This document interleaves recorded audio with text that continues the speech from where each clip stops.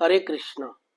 मेहनत तो जीवन में सब लोग करते हैं, लेकिन अगर कोई किसी के मार्गदर्शन में आपको सही दिशा मिल जाए तो आप अपनी मंजिल में आसानी से पहुंच सकते हैं। इसी प्रकार एक बार एक क्लास लगी हुई थी, बाहर मौसम बरसात का था, थोड़ी थोड़ी हल्की बरसात भी हो रही थी। तो मास्टर जी ने सोचा आज पढ़ाई की बजाय बच्चों को कोई सबक सिखाते हैं।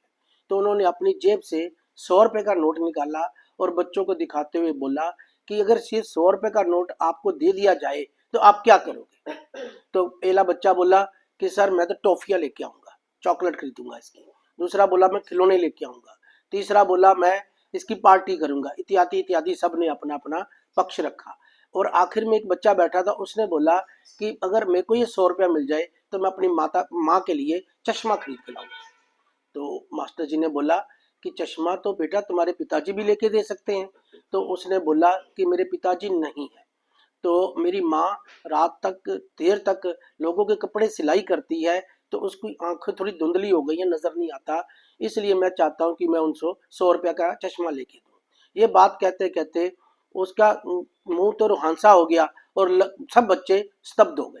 तो मास्टर जी उसके पास गए, उसने उसकी पीठ पे हाथ रखा और बोला ये लो बेटा, ये 100 रुपया मैं तुमको इनाम में नहीं दे रहा, लेकर मैं ये तुमको उधार दे रहा हूँ ताकि तुम ये अपनी माँ के लिए चश्मा खरीद सको, और बाद में जब तुम्हारे पास पैसे आ जाए तो मेरे को ये 100 रुपया वापिस कर देना, ये उधार है तुम्हारे ऊपर।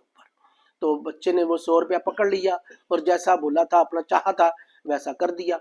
और समय बीतता गया और इतिहास अपने आप को दोहराता है। और 20 बाद वैसा ही मौसम था बरसात का, और ऐसे ही मौसम में एक कार बाहर आकर रुकी। बड़ी सी सफेद कार थी और उसमें से एक व्यक्ति उतरा।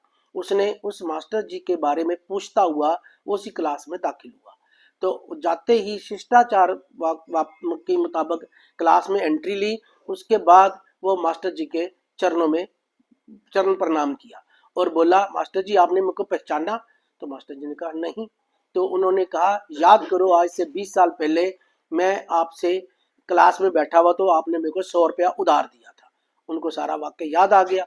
उन्होंने वो 100 रुपया उसको बाइज्जत पकड़ाया हाथ में और कहा मास्टर जी उस दिन आपने मेरे को सही दिशा दी थी, और सही दिशा देने की वजह से आज मैं कलेक्टर बन गया हूँ, और इसलिए मैं आपसे मिलने आया हूँ क्योंकि उस समय का पढ़ाया हुआ पाठ मेरे जीवन में बहुत काम आया है।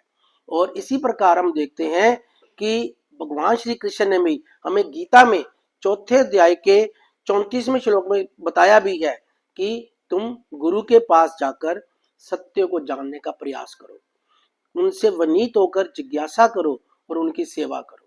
स्वरूप सिद्ध व्यक्ति तुम्हें ज्ञान प्रदान कर सकते हैं क्योंकि उन्होंने सत्य का दर्शन किया है। हरे कृष्ण।